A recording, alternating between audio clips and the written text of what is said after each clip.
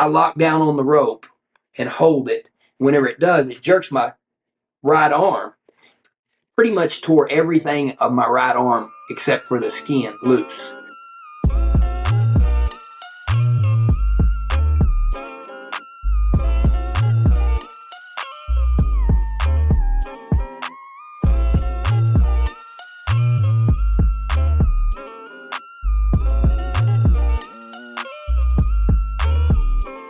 Welcome to the 2% Factor podcast, where we explore small things that make a massive difference in someone's journey and story.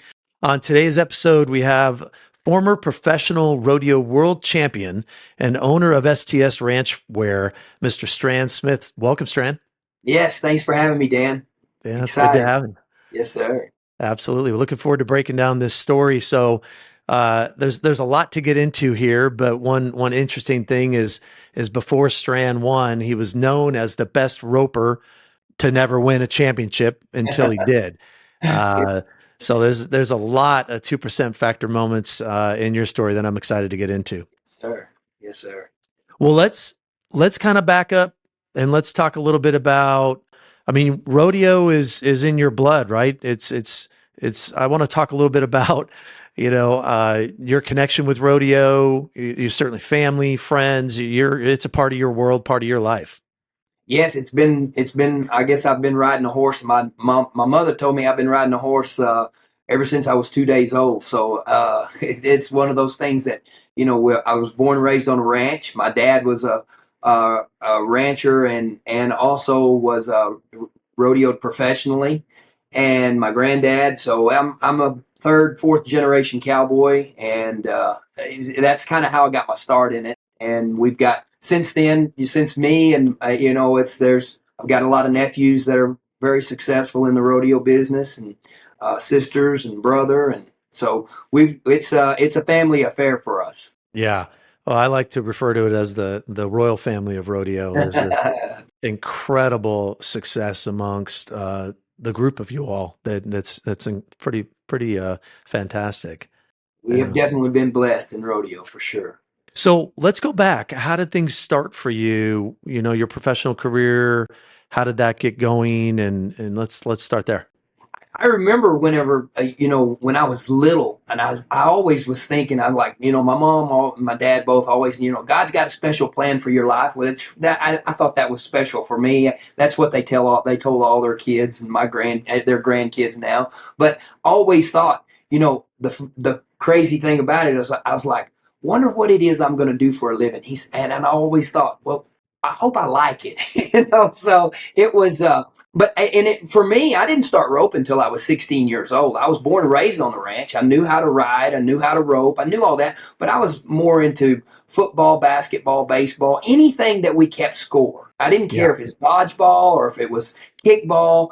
I wanted to play, but I wanted, more importantly, to keep score. And I wouldn't necessarily die to win, but I might try to kill you to win, kind of a deal. It's kind of one of those deals that I just love to compete. I love to keep score.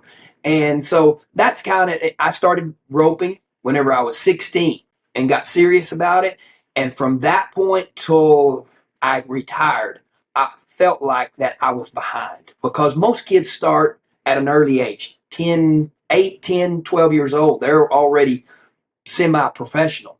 Wow. Well, for me, starting at 16, I felt like I was behind, and I always practiced like that. I'm like, I'm behind, always behind. Even after I was 30 something years old and I'm still practicing, I felt like I had that burden on me that I'm behind. It's like a sense of urgency that. Yeah. And I never could practice enough. You know what's crazy too, Stran, is like, I didn't think about this till you just said it, but you started a little later than the people maybe around you that they got into their professional careers, and you also won at an older age too. It literally played out. Yeah, it really did. Interesting. So, do most people start with roping? I actually know a little bit about rodeo because some friends that I have that are involved, and I went to the World Championship in Vegas, and I've been to some events down in Dallas, Fort Worth, but I'd say fairly newly exposed over the last 5 years. Right. but there's some people who may not know, as much about rodeo and as much about it. Where do most people start in roping, or how's that typically go when you're a kid? It's kind of one of those things. It's the different disciplines, which are the different events. You've got your rough stock events, which is the bareback riding and the saddle bronc riding and the bull riding. So that's more of the rough stock events, and that's basically kind of the difference between football and basketball. There's a lot of difference. You're from the same cloth, so to speak. You're a cowboy and you're rodeoing, but it's there's not a lot of most guys are more specialized and they start off that way. And everyone has to find their niche, and to see where their abilities will take them. But for us, it was really the rough stock deal was never really even an option. Now I always felt like that I could ride bulls. In my mind, I was like I could do this, but then I don't think I think I would have been. My mother probably would have had something to say about it if I would have Yeah, tried to do that. But so you do in the roping events though. You can do you team rope or you calf rope or you do both, and it kind of depends on where your passion is, and it's and where your abilities lie, and maybe your gifting. So got it. that's how I started off actually team roping, but I felt like that my ability and my passion was more for roping calves, and I could use my athletic ability more to my advantage, and I felt like that was maybe probably the best event for me. Mm.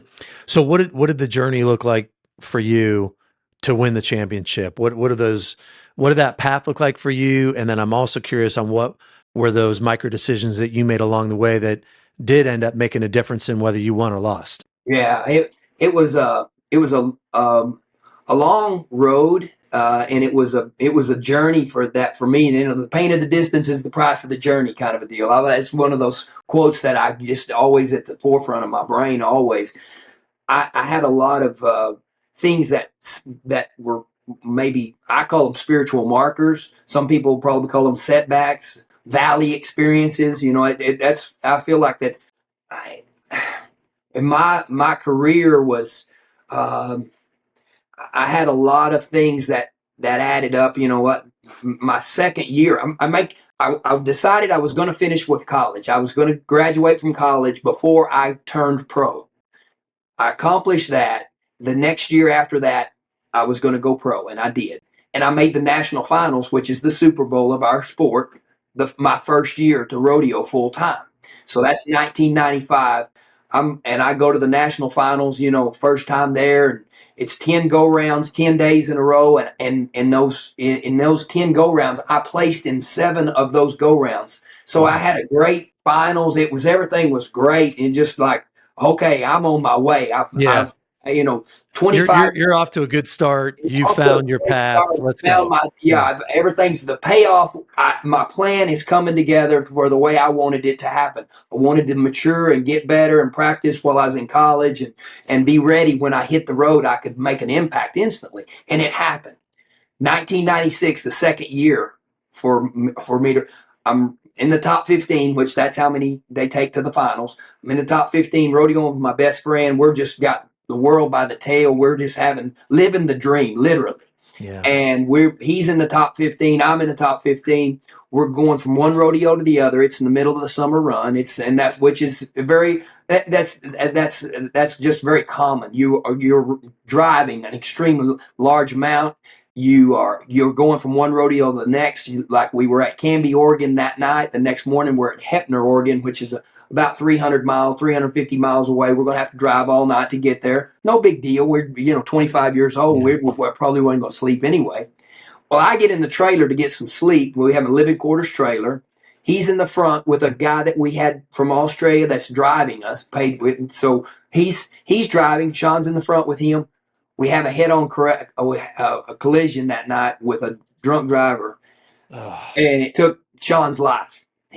I'm right there anyway. It was that's kind of started a um, a series of things that happened to me. I had never hardly lost anything in my whole life. I mean, I hadn't lost very many ball games in high school as far as sports. Yeah. My first year of rodeoing professionally. I made the national finals. Here, I'm living the dream life, and then all of a sudden, my best friend gets killed, and I'm literally 10 feet from him when it happens, and it was just it was so hard for me, and it was kind of started a series of events that was I didn't make the finals that year.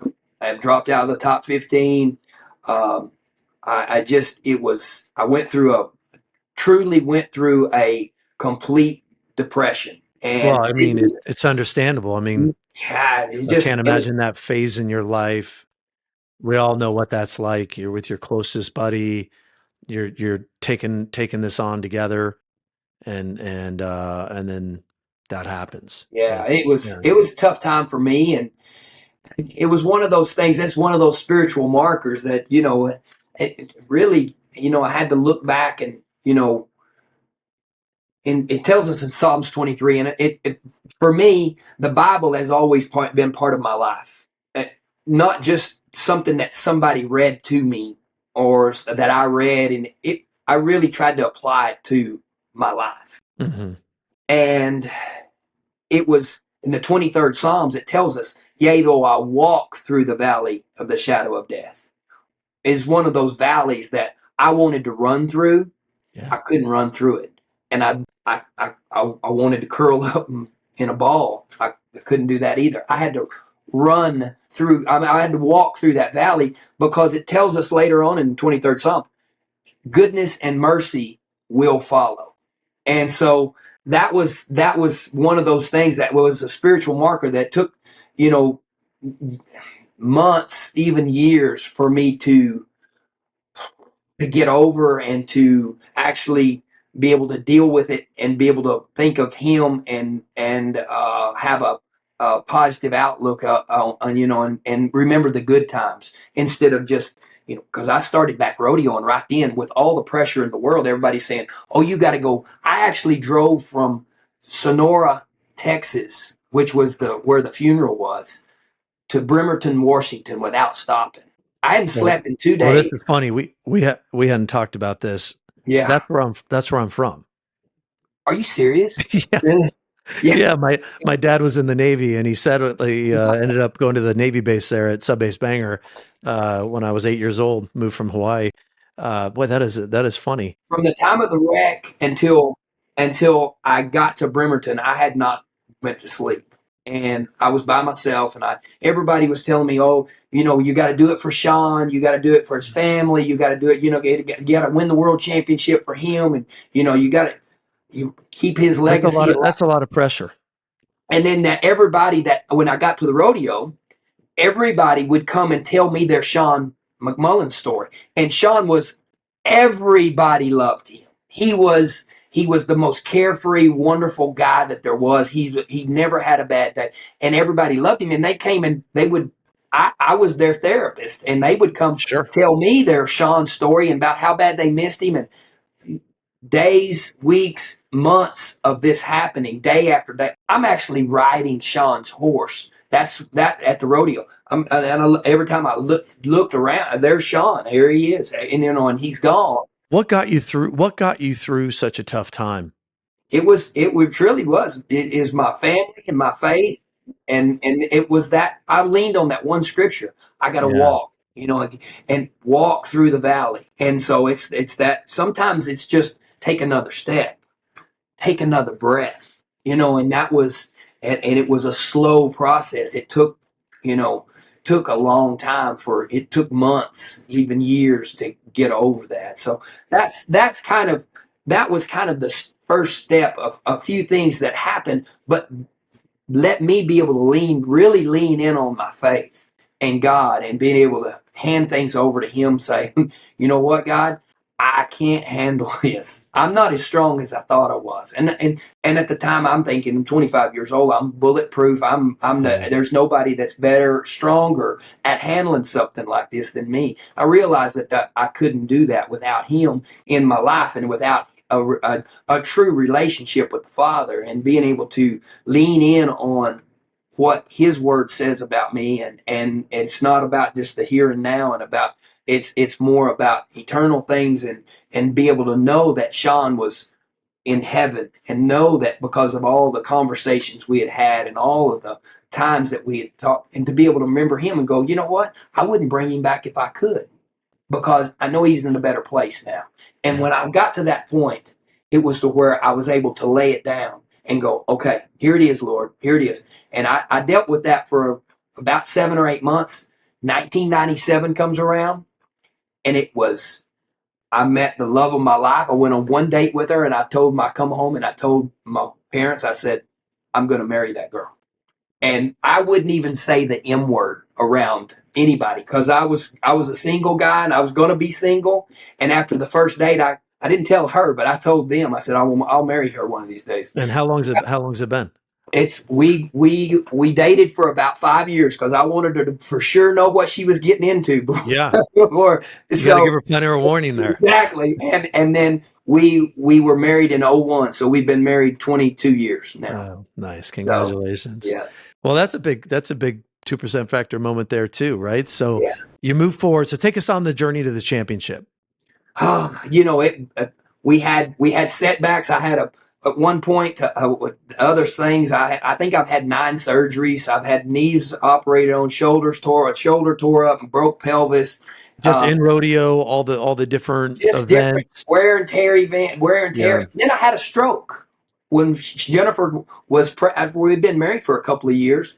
Yeah. I was just talking I was fixing to practice, and I was talking to a guy that was working for me, and I slurred a word. And I said, does it sound like I'm having a hard time talking to you? And he's like, no. So I tried to say that again. I was going to say, it doesn't sound like, and nothing would come out.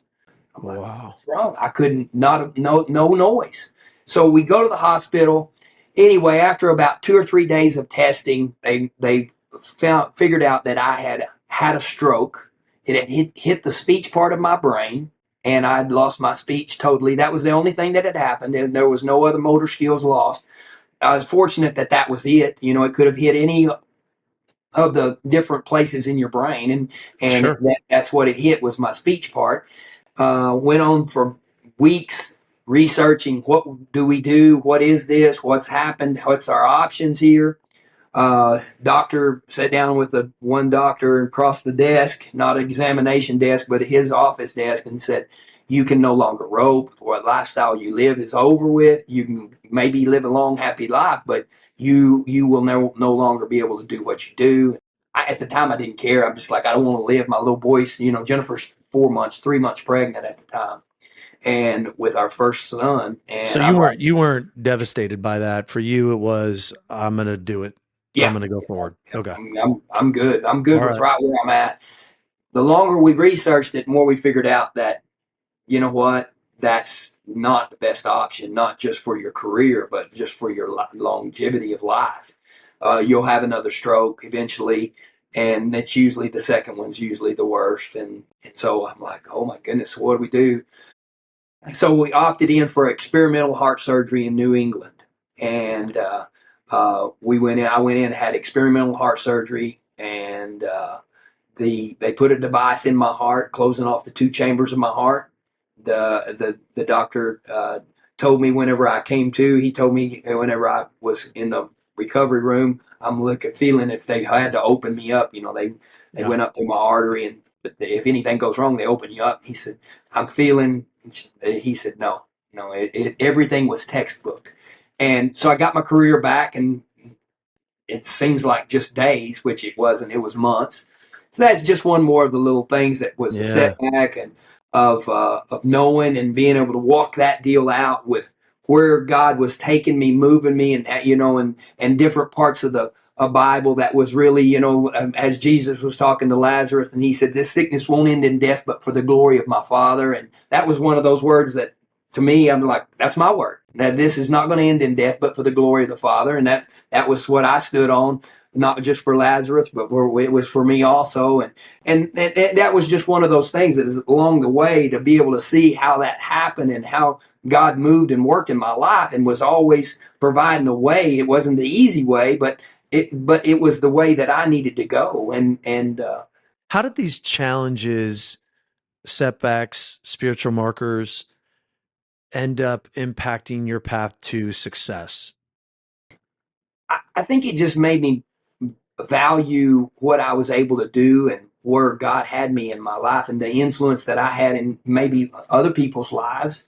But it always kept rodeo where I was so appreciative of it. I was able to do what I was getting another chance to be able to do what I love to do, what I was blessed to do, what I feel like I was called to do. And, and with each one of those times, I was good if it would have went the other way. I was going to be good. I'd accepted that. Whatever my lot in life is, so to speak, that was. But whenever I got the second chance, the third chance, fourth chance, fifth chance, it was every time it just renewed uh, my passion to think, okay, I'm not done. You go, so I still got, you haven't brought me this far to just bring me this far, God. Mm. Okay, and so every time, and it kept it to where the practice pen for me was my place that I would go and I would think, okay, you want to be the best. I mean, I was giving a talk one time at an event, and through all these things these setbacks, it got to be to where people wanted, what you learn in the dark, you're supposed to come out and share in the light, Right. and so I got to the spot to where I was asked to speak a lot, and speak of these things. And so I was talking one time at one of these corporate events, and I said it's simple. You want to be the best. You just do it more than anybody else. You want to be better. Just spend more time doing it. And a lady walked up to me and handed me uh, Malcolm Gladwell's book, 10,000 hours.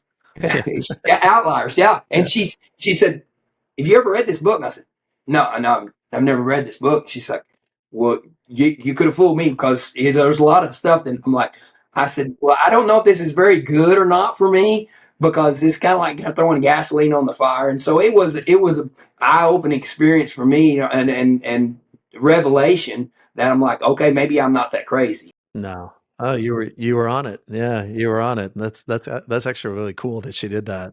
Yeah. So how did you end up preparing your skills, your body, your mindset So to get to the final destination? So we went back. I got another. I'm at the last rodeo of the year in 2006. I've got to win third or fourth, maybe third. I think it was. You kind of know exactly because this is the last day. You knew exactly how much had to win to get into the finals.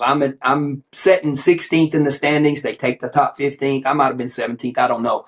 I needed to win third or fourth. The last calf of the year, one of those situations to where I know what I have to do. I rope the calf right there, and a freak deal happens. Instead of me stepping off my horse, my foot slips out of the stirrup, and I come down right beside the horse. Ooh. Well, in our event, there's the calf needs to be on his feet whenever you go down to him. I knew this was a bigger calf, and if you jerked him down, if he was going to go down, he wouldn't get up. So I have a decision to make, just like that.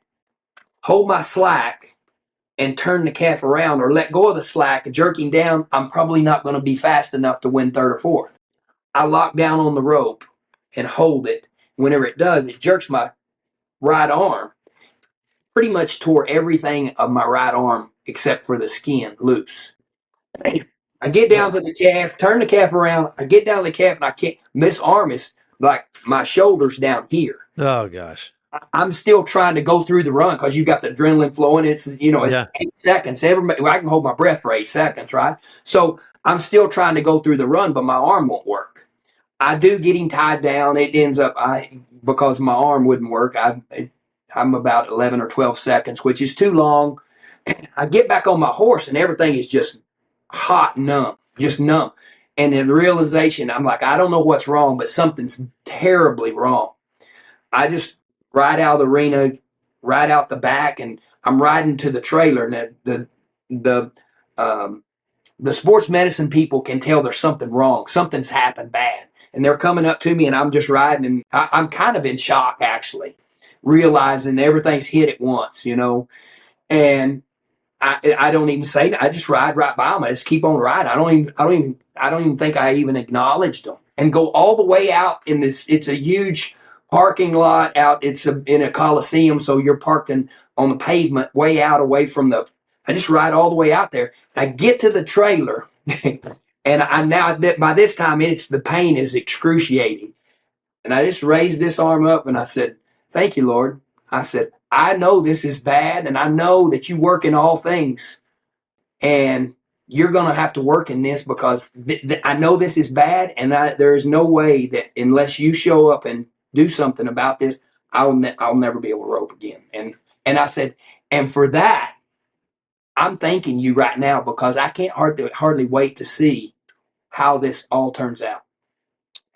So, I can't wait to hear what happened. so my wife does the TV for ESPN for the rodeo. This year, I don't qualify for the national finals. It's 6 weeks from then till the national finals at the national, and she's working the national finals. Well, guess what? I've got all these sponsors, and my wife's going to be there, and my kids are there. Guess I've got to go. I've got my arm in a pillow because Yeah. I've had shoulder surgery, completely reconstructive surgery that the doctor told her if I was a major league pitcher, he could never clear me to pitch again. And she said, "Well, isn't it kind of the same range of motion you need to rope as it is to throw a baseball?" And he said, "If he was a major league pitcher, I could not clear him to be able to pitch again." And she got it then. He wasn't going to tell me that I couldn't rope anymore and I never would be able to again. But he was saying, no, I know he's hard headed, but he's never going to be able to rope anymore. And if he does, he won't never be half as good at because you'll never get your You lost flexibility. so much functionality, probably. Yeah. So I'm in Vegas with this pillow on my arm, and that's the place it's 10 days long, and I'm having to make appearances and for different sponsors, and it's the worst place in the world to be if you're not making the finals, much less injured, thinking you may never rope again. Right. We met a lady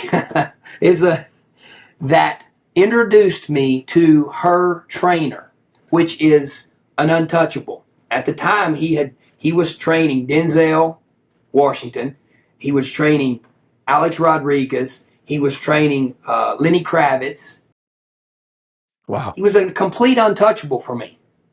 They set the appointment up for us to be able to meet. I meet this guy a few months later, and he told me, and he's like probably the most fit human in the world. He is just I could He's with the top. with the top of the top of the top. And he's yeah. It's So insane.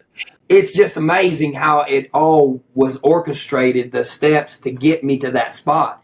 And he said, "I'm going to change the way you eat. I'm going to change the way you sleep. I'm going to change the way you work out. I'm going to change all these things. I'm going to make you faster. I'm going to make you quicker. I'm going to make you more flexible. All these things." And I finally, he's talking, and he's like this a Greek god. He looks like he's been chiseled out of He's stone. just built. Yeah, And had he worked with any cowboys never, in never. not He into had no, rodeo? not any. And he will not without an interview. He won't accept people into to. So when we talked, he's like, he's my brother. I will train you. I will make you these ways, my brother. For example, if you were going to go eat breakfast, you just, "Hey, well, let's go get some breakfast." That's not the way he says it. "My brother, in the morning before we prepare for battle, we will partake nourishment to be able to refuel our body." That's just like that's like his common language that he speaks. It's just his way. It's just what exactly. So it turns into it, but it is. It's one of the parts of the story. If I skip it, it's just like that you're. So he does. He tells me all this, and he's telling me all these things, and I said, "Listen, just get me where I can swing my rope again. Just get me where I can swing my rope. If I can get where I can swing my rope, I already know all the other stuff." But he knew it was part of the whole process. At this point, I'm 36 years old, and with a doctor that's saying for the third or fourth time, no more, no mas. Yeah. You're this deal's that no more. This was a massive inflection point. I mean, for you to meet this really knowledgeable, experienced, passionate, committed person Yeah, to help shape nutrition, physicality, mobility, all these different things. I mean, I have to think that that played a massive role, if not the biggest role, in terms of your journey for the next year and a half to win the championship. it turned everything around for me because we did. He changed the way I slept. He changed the way I worked out. He changed. I We built a gym at my house. So Strand, tell us about that. I'm curious because there's a lot of information out there now about sleep and nutrition, right? But like, what specifically did he change in how you were sleeping and eating? Well, the first and I think the initial thing was we were we wanted to address my diet. And Okay. so we cut out all, and this is a little bit before all of this was, we were a little bit on the cutting edge in the rodeo business because not to say that we're just a bunch of hillbillies out here chasing women and drinking beer and all that. No, no. That's the old deal that you see on TV, and that's not really in real life.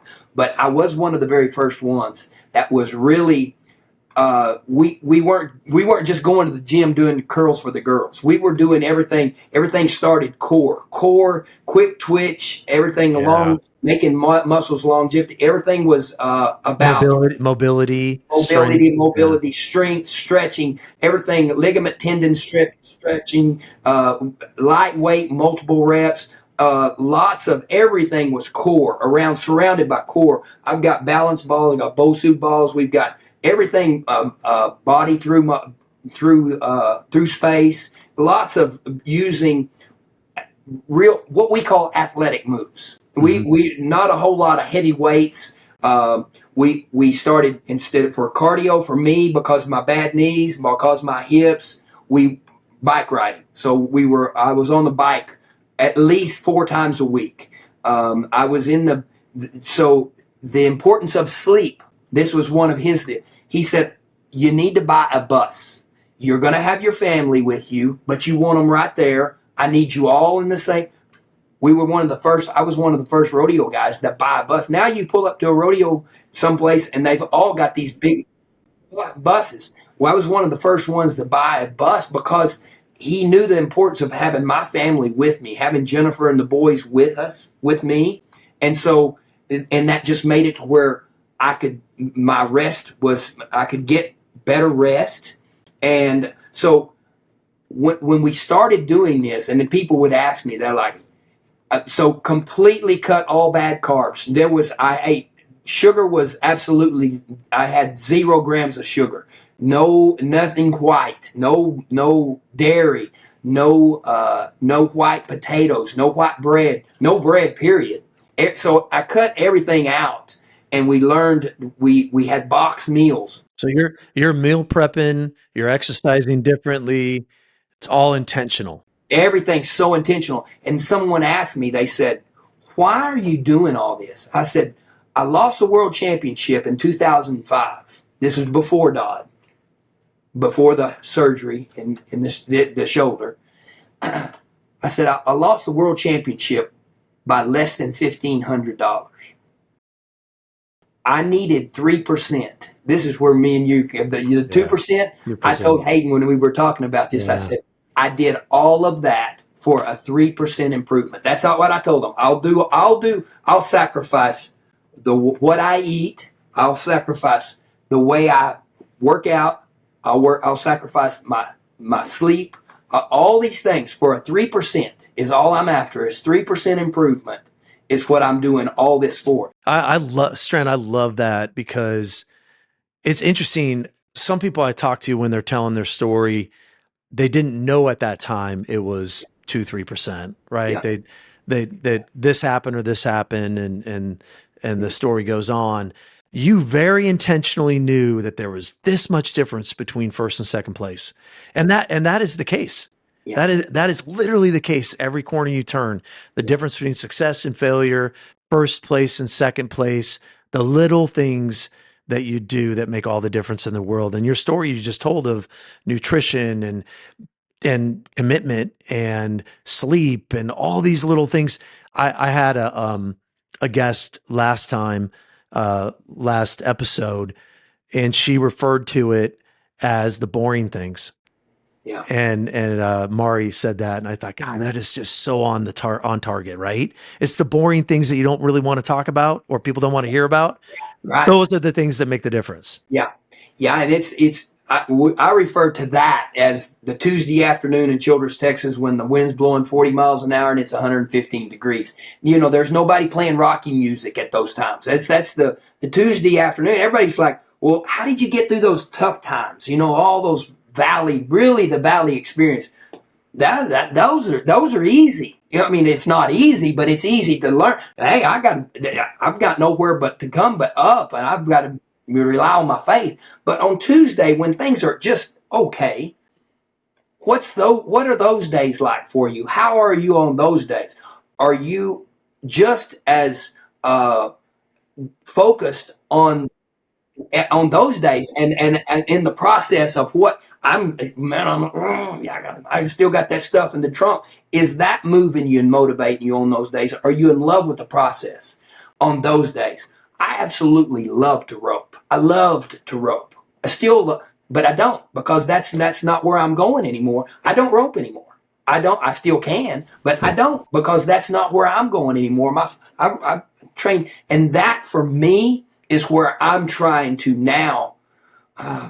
It's tough at being 50 plus years old and not to quit rodeo, and that was the easiest. It was one of those things. The day that I decided to quit rodeoing, I walked away from rodeo, and I have not regretted one day. I have no urge to rodeo, but I prepared myself at thinking about it, even in the middle of my career. Can we talk about that? Can we Sure. talk about that, Strand? I think, you know, a lot of times transitioning from being a cowboy, Mhm. to post rodeo life is a challenge. And it's a challenge for a lot of people out there. What are some of the things you did and some tips you have for people, and to get through that part of it? I think that preparing yourself mentally, financially, uh, spiritually. Some of my best friends are, oh my goodness. I just like, I talk to them and I'm like, oh my gosh, I feel so sorry for them. Like, you got to let it go, man. You got to let it go. But for me, I started praying for Jennifer when I was 17 years old, and I met her whenever I was 26. I married her when I was 31. So from 17 to 31, it took me that long for that to happen. And about in the every time you had to look at the end of the end every time, and I got to look at it from the other side multiple times, from doctors telling me your career's over, you're done.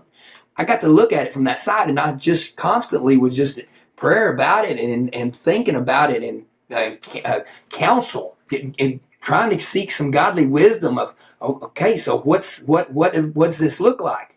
I never had a plan B. I really didn't, but I was always preparing for the next step in my life. Always trying to. When I was in first year in college, I had a youth minister that did one of those 2% factors for me. He gave me some cassette tapes of some teachers. It was uh, Dr. Charles Stanley, John Hagee, and Howard Hendricks were the three preachers, ministers that he gave me tapes. And he said, you're going to spend a lot of time in the pickup in your career because you're going to have a good career. He said, and I'm 19 years old. I'm just barely getting started. I'm like, yeah. Yeah. But it started me on a path to where I started training myself. When I was in the truck, I listened. I was always taking notes, constantly taking notes, and trying to absorb and remember and retain information about business, about the Bible, about wisdom, just trying to get understanding of what. And from that day to today, on my phone when I go to the ranch, I've got about 5 different podcasts that I listen to. It's been one of the greatest blessings of my life. And it started when I was 19 years old from a youth minister that handed me a little bag of about 5 or 6 tapes and got me in a pattern of taking me down to where it's to this day. I've tried to build on it, and that helped me in learning to prepare myself in each step in this way right here of when it was time for me to me to hang it up and be through. The transition was so easy because You I'd were been ready. preparing myself mentally, Yeah. physically. Everything was, and I still was physically fit. It wasn't because I needed to quit because we all see those athletes. They're like, come on, man, please It's time. quit, please Yeah. quit. And you feel sorry for them. And I didn't want to be that guy. What I hear there too is you were a continuous learner, right? You were constantly, and that is a common theme amongst successful stories that we hear, right? I mean, that you were continuously learning. I assume the 2% Factor is one of those 5 podcasts. Yes, sir, for sure. All right, so before we move on to post transition, I do want to ask you about this. I've heard you referred to as the Rocky of rodeo. Yeah, they used to play that when everybody's got their walk up music, that you ride into the box and they play it. Well, mine was the Eye of the Tiger, because I guess Rocky was just that all shucks kind of, he never could, big old dumb brute kind of a guy, but it was I guess that was I always want to look at it like I love Rocky, so and I look at it like maybe so. If that's the case, then I always wanted to be, a person that was. I didn't want my career or my ability to take me somewhere that my character couldn't keep me, and Mm. so for me, that was one of those things that is at the forefront of my brain and forefront of my mind and my goals is it was there's a bigger picture here involved, and it was more than, and there was so many things that had to happen in my career for me to accomplish what I accomplished, and so many people had to so much into me Yeah. and help me to get to this spot. It was orchestrated. I was just a monkey throwing the rope, is what I usually say. That was, I had the easy part. Sometimes I always say Jennifer was the one that had the tough part because I just laid down on the bed and they rolled me in there and did surgery on me. Usually, that was the one. She was the one having to She be, had to worry. keep Yeah. everything. Yeah, I keep everything all together. So As much as you say it that way, in the way of, hey, I just kind of did these things, you ended up winning a world championship. You ended up being a spokesperson for Wrangler and other companies, yeah, right? What was that like? it was such a cool thing to be able to, for whatever it was that the promotion, and not just the promotion and just using me as a poster child or whatever, but really bring me in and under their tutelage and to mentor me in business and how the how Western retail worked. Is that where you picked a lot of that up through those interactions? I did. I did. I was so fortunate with these major companies. They not only would they just was I an endorsee. They felt me that, they didn't just make me feel this way. I really was. I was part of the family. In Wrangler in In particular? Wrangler, yes, in Yeah. particular, Mm. they gave me in '97. They gave me the first big ad campaign for a jean brand, label, 20X jeans. So when 20X jeans came out, they made me the poster child for that. And we flew to New York and we did this. We had a high profile photo shoot out there for a couple of days with Mark Seliger, and it was just a great experience. And then just how they let me stay in the inner know of the workings and how the promotion, how they let me work with the PR team and with the PR company, the firm that was doing all the promotion, and to learn from them, learn things that worked and learn things that didn't work. And that's the thing that I've tried to, I already know what I know, but I kind of know what I don't know. So I'm wanting to, please let me get some, and I feel like that's been kind of like my rodeo career. I feel like in business, I feel like I've always been behind. And so I use that to fuel me. It's like that underdog mindset, right? Right, right. Yeah. And just to stay hungry and get to listen and learn.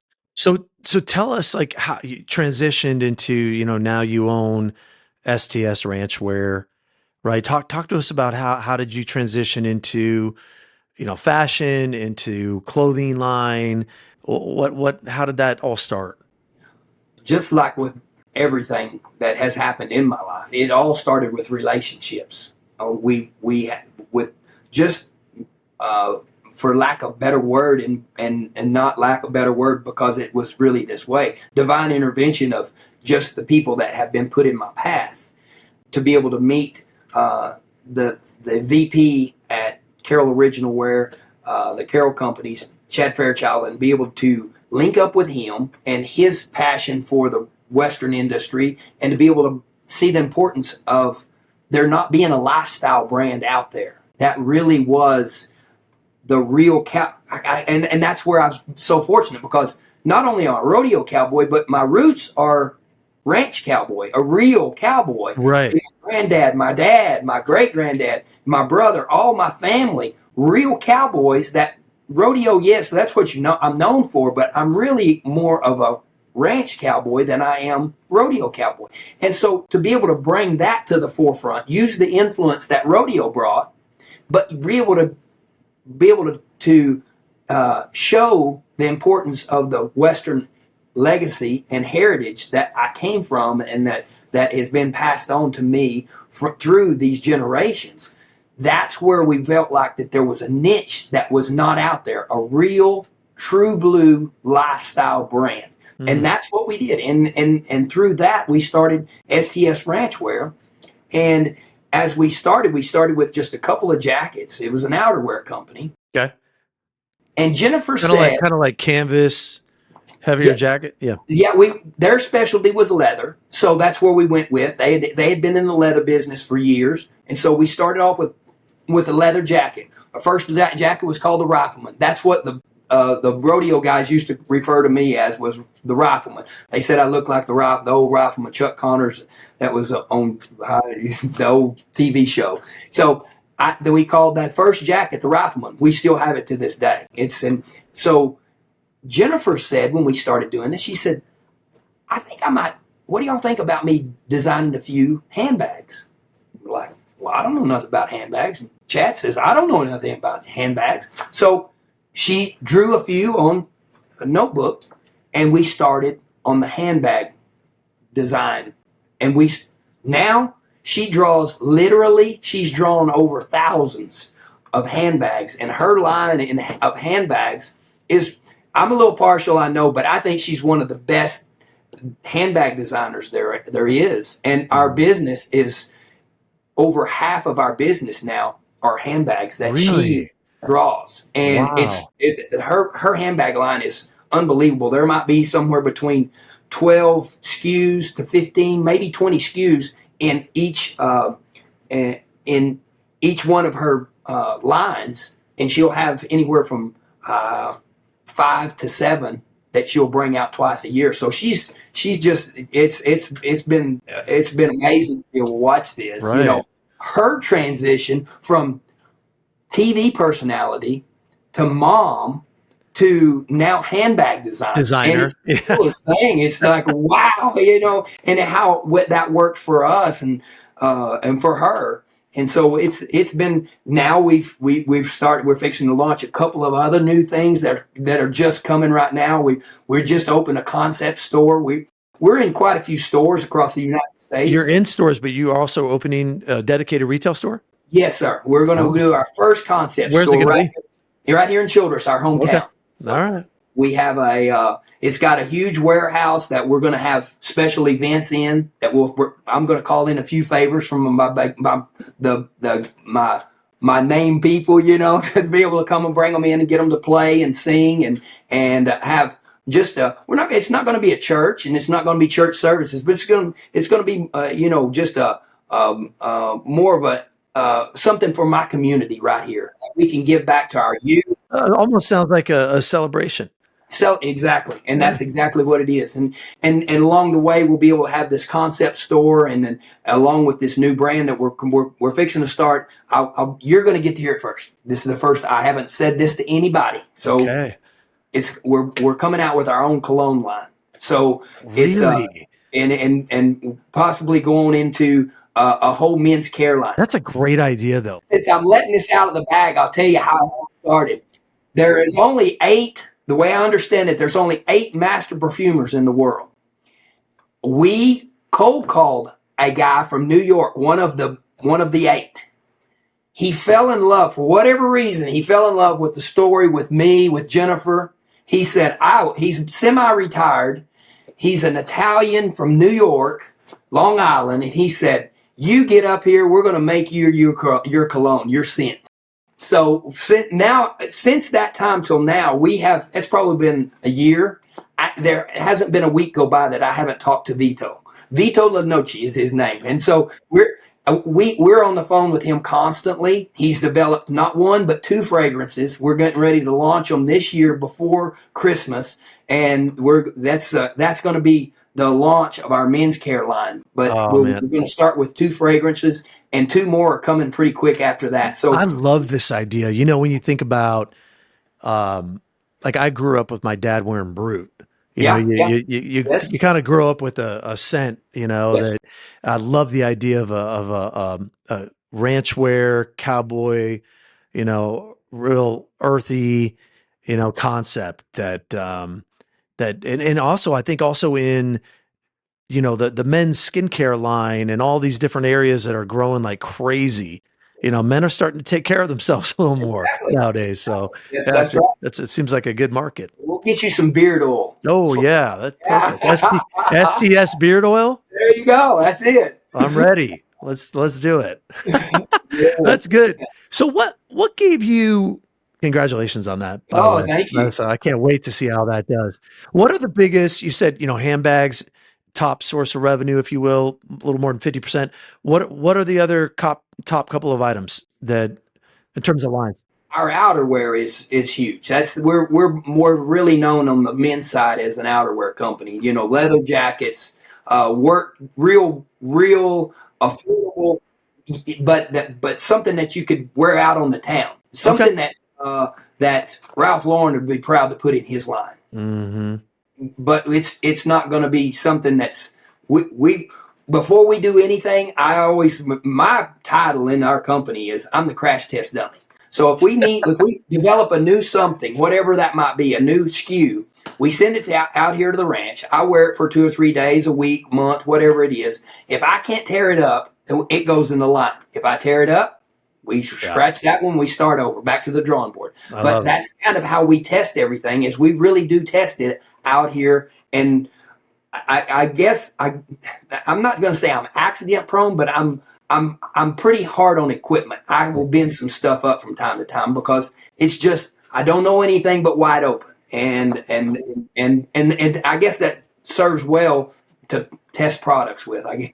By the way, that would be a really cool video if you did some video, some back story video of how you're testing out the wear. Yeah, that would be. We're on that. We're on that. You're on that? All right. Oh yeah. Great. Yes, sir. Yeah, that would be really good. That's the cool thing about this ranchwear. When we do a photo shoot, we just send all the stuff out here that we want to shoot. Yeah. I put it on my whole family, everybody that helps me work cattle.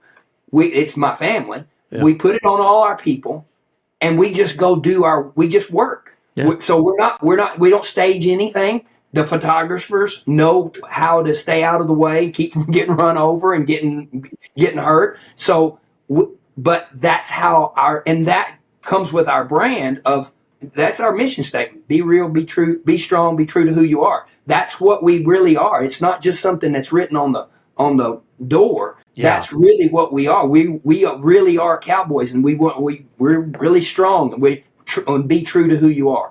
I And love it. that's if I won't wear it, it doesn't go in the line. If it's something that's I'm like, no, that doesn't fit. And that go so many times, even in meetings, they'll that's the conversation. That's the ultimate deal. They'll go, well, would Strand wear it? And then some people will say, and if they have a few yeses and a few nos, guess what? They'll call me and say, hey, would you wear this? I don't know. He wouldn't wear it. There you go. Take it. No, it's not. It doesn't fit. It doesn't fit the brand. And so that's where we kind of picked that direction, and that's the way we're going to go. So There's probably a lot of upside, right? A lot of cool things about running a fashion line, a clothing line. What's the hardest thing? I feel like that one of our been has been a struggle for us is we've been a couple of years ahead of the trend, Okay. and it's happened to us multiple times. We've been doing this for about 12 years now, and multiple times we've come out with a new style, a new SKU, introduced it into the line, and it not sell. And we're like, what in the world? That's like really cool. In a year to 18 months, other companies will develop it and bring it in. And like, we was 2 years ahead of this. We were 2 years ahead of this. And So how do you deal with that? Do you relaunch it or do you let it go? most times we just let it go. Just let it go. We should. That's where I come back to going. Hey, believe in yourself. Believe in yourself. Don't cut things just because they don't sell when they first. Because I guess all fashion is fickle, because you're dependent on a lot of buyers that's going to buy something that they know is going to sell, Yeah. and they're sticking their neck out for you, and so they have to. At this point now that we've gained a lot of trust with our buyers, and they're confident that we are. They've seen the same things that we're talking about, and they think, okay, maybe they're onto something. And so now, as a young company, we didn't have a lot of credibility. We're getting more credibility. We're in it for the long haul. We have stayed true to who we are. Yeah. And so we're starting to see more. They'll bite off a little bit more, and That makes a ton of sense, right? Because they know who you are, they trust who you are, you've delivered for them, and then you come out with something now, and it's okay. Maybe I wasn't thinking about that as a style yeah. or as a choice, but I'm gonna give it a shot. What are you? Try to ask this the right way. Is it a big financial risk to launch something like that, and then you put all this into it and cross your fingers, and what Yeah. how's that work? I used to have a game I played with these young guys that would want to come rodeo with me. We'd have an all night drive, which was fairly common, and we'd take off and going from one rodeo to the next. Usually, when they were high or low, when it didn't matter. It just try to have the right time whenever they pick a lot enough to. So I would maybe the entire trip talk about all of the financial burdens of what it's like to rodeo, how it's the craziest business in the world. Add up all of the expenses that you had, all of the money that you had invested, and all of the things that could go wrong and would go wrong. And then at the end of that day, at the end of the trip or whatever, and you're getting to the rodeo or whatever you're at, you put a picking string in your mouth. That's what you tie the calves with, their legs. And so, and I would always say, and when I put that picking string in my mouth is watering because I can't wait. I can't wait. I've pretty much drawn this picture up. It's the stupidest thing in the world that anybody in their right mind would never, ever, ever do this. And then at the end of it, I can't wait because all that pressure, knowing all that pressure is on you to be able to put that picking string in your mouth and back in the box and say, you know what? I can do this. I can make this work. Mhm. And so it's kind of one of those things that's I feel like you got to be careful in business. That's the transition that I'm in. Is I knew how to be successful rodeoing and roping, and it was do it more than anybody else, practice harder, do it. In business, it's not necessarily you really do need to you need to work smarter, not harder, Yeah, you need and to to work be hard, but you need to make good choices. got to make good Yeah. choices, and you got to back to the thing that I know that I know that I know. You got to get the right people in the right spots, Yeah. and then trust them that they can do their job, and not be a micromanager that's saying one thing, doing the other. Truly let them handle and put that person in the right spot and put them in to where they can succeed. Here's I'm giving you the platform. You go succeed. You go be the best you can be, and then trust the process of that. That's where it's for me it is because for me roping was it was all on me. Yeah. I was the monkey throwing the rope, uh, and now in business I have to have so many more people and that I really don't know a whole lot about the things I don't know about. I know I don't, but I want to be like Sam Walton. I want to be the dumbest guy in the room. That doesn't bother me at all to be the Mhm. dumbest guy in the room, Yeah. and uh, and Yeah. and let people work within what their gifted is. Yeah. Whatever you're gifted in, you go get it. Yep. I'll be here to support you and let you do your job. What when you were transitioning into clothing and fashion, how did you decide what your selling model was going to be? How did you know whether you're going to be direct to consumer from the website or going into, retail in terms of that? How'd you figure all that out? Well, that's one of those things that I think that you need to be a moving target, and especially in these days. I think there's an opportunity out there. When you see all of the online purchase, the D2C, constantly, you watch these young companies that are popping up and they're just taking over, and and then the mom and pops are kind of fading away, and some of them are trying to make a stand, and they're trying to innovate and trying to get more on social media, and they're trying to reach out to their consumer, and to have that balance. It's something that it's a discussion that I have. It's a discussion I have weekly. I'm not to say I have it daily, but it's on my mind a lot, and it's constantly trying to have what I feel like you need to be in anything. You need to have balance. You really need to. You can't ignore it and just go, well, this is the way it's always been, or we're bull crap with old fashion and the old ways. We're going D2C and screw everybody else. No, it's you need to have you need to be strategic, but you need to have balance. I think, Mm, and that's where for me it's one of those things. I'm open. I'm constantly listening and trying to be observant of where we need to go. What's our best move? What's our next move? What's our next 5 moves? yeah. And to see where that is, because I think you have to have you need to be diversified. You need to have balance across the board, Yeah. and especially in the Western industry, because we are so loyal. The Western consumer is so loyal to that they don't really like the fly by night. They don't like the New York type that are coming in and that are not authentic. Hmm.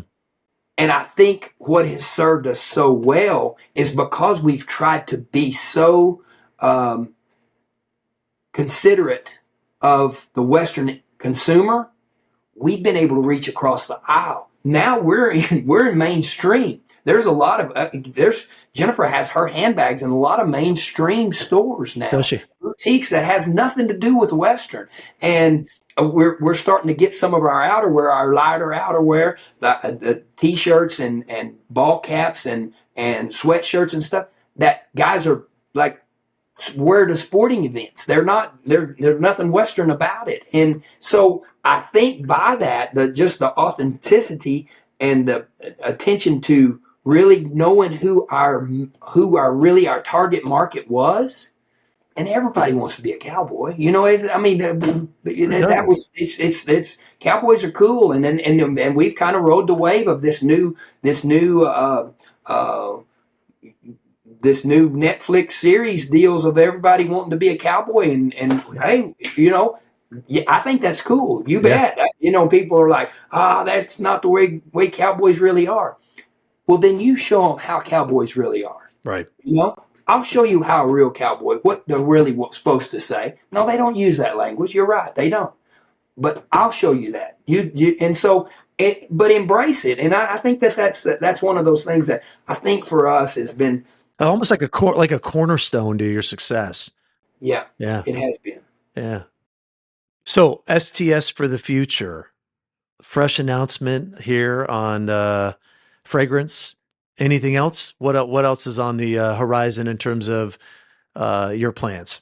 Well, we've tried to walk, but we tried to crawl before we walked, and walked before we jogged, and jogged before we ran. And it's always been a strategic, a steady increase. Nothing. We didn't want to make huge leaps and bounds. And I think that's kind of what we've got a couple of other things in the pipeline that we're right at the edge of maybe pulling the trigger to start to make some new deals with some different companies, but we're really just walking that out right now. I feel like with the store, with the concept store, with the new cologne, and then with where STS has continued to try to improve and be strategic in how we're launching a couple of new social media sites. That's gonna be more content driven. Do you see social media being a big part of your business strategy going forward? We've built our entire business around it. It's been we've generically built our brand.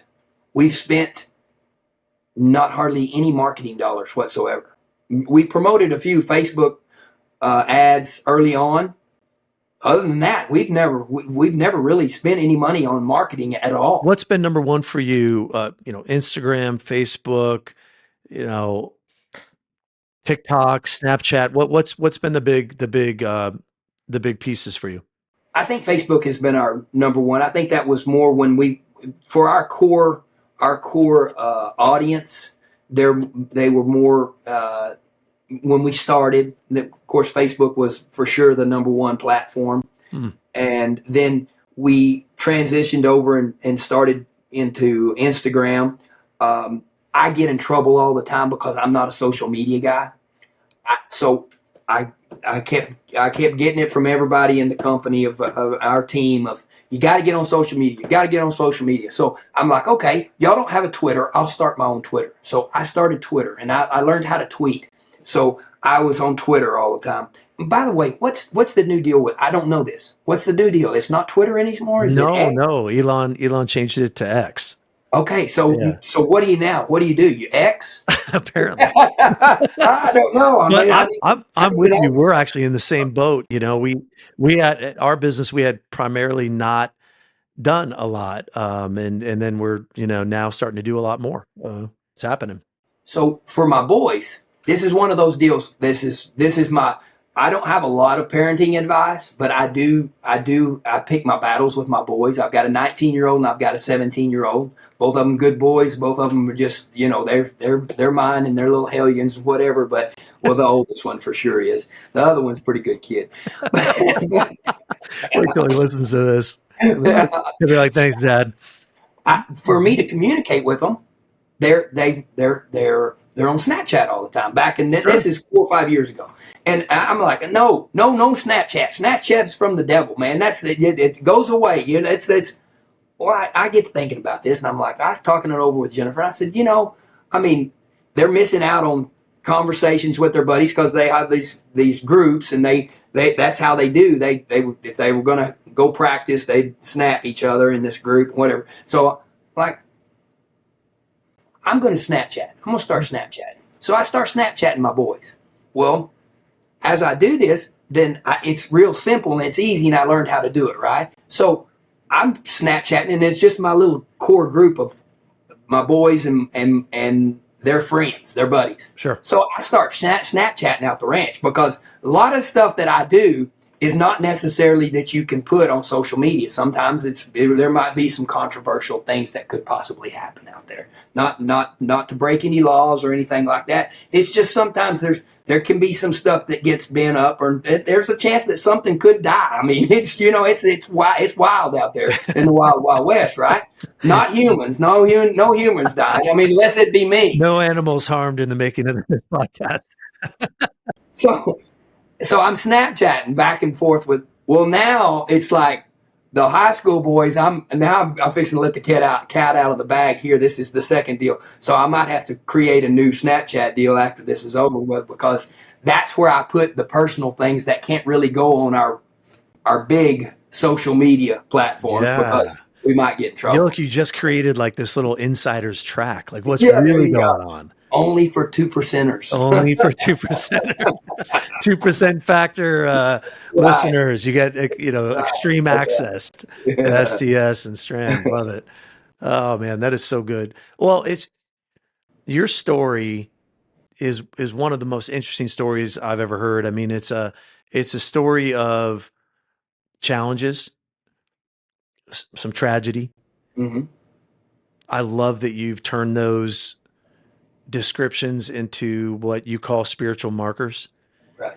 And the way you shared how your faith has taken you through these moments and turned into something positive. I mean, it really is an amazing story.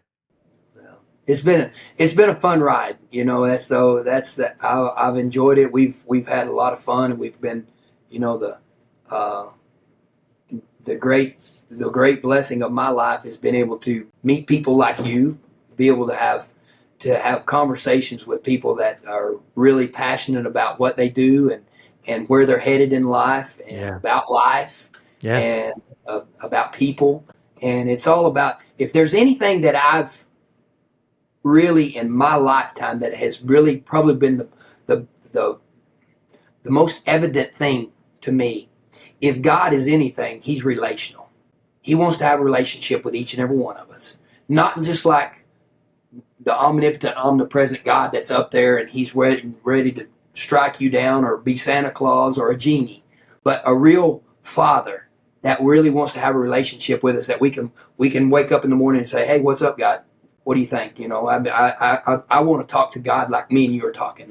And I do. That's and I feel like that in my life, that's been the one thing that has been the most wonderful revelation to me, that God really wants to listen. He wants to hear what I have to say. It's conversational. It's conversational. He's conversational. He's relational. He's relational. And that to me is, and then with that relationship, then the relationships that you form in life, the people that you come in contact with, things are not happening by accident.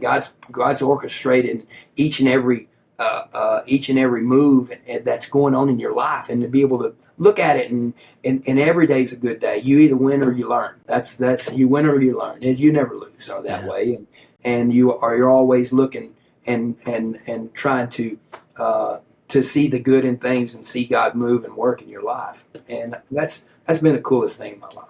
I love it. Well, Strand, I'll tell you this, you make it really easy for people to understand those 2% factors, those decisions that you made, those situations that you were in, choices that you made, mindset that you had, actions that you took, all of those different things. I mean, that's the whole reason we do this podcast, right? Is so people can learn from it. And there's so many learning lessons in the story you told today. One question, so I can't thank you enough, honestly. One question we ask all of our guests at the very end, that I'm excited to ask you, and that is, when you look back at the things that you now know and the journey that you took, what would you say to your 22-year-old self? What would you say to 22-year-old Stran? uh, I would just say, just take it all in.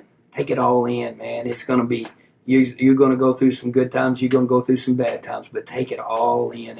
Every moment of every second, and dig in when you really think that things are bad, and it's things aren't going your way.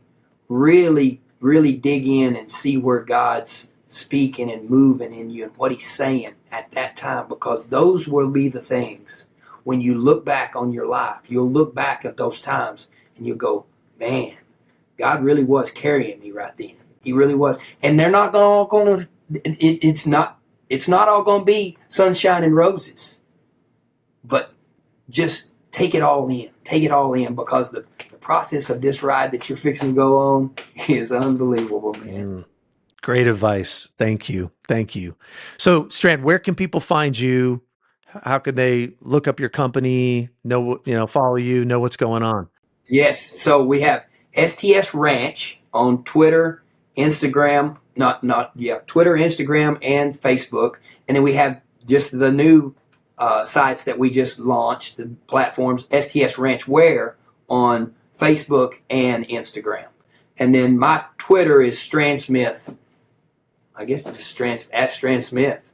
So, but the one is, you'll have to find the. I'm not going to tell you the The Snapchat one. Snapchat. That's what I was going to say. To me, the hidden gold is the Snapchat. Try to find them. Yeah, Try to find them on Snapchat. Let's see what's really happening on the ranch out there. That's right. Strand, thank you so much. Such a wonderful conversation. I appreciate you. So much Yes, respect for sir. what you've done, and I can't wait to stay in touch and see what happens from Yes, here. sir. Well, thank you for having me, and thank you, Dan, for all you're doing with everything with the 2%. That's wonderful. This is gold to me. This is gold. I appreciate it. All right. Well, thank you all for listening to the 2% Factor podcast. Please like, subscribe, comment, all those good things. Thank you.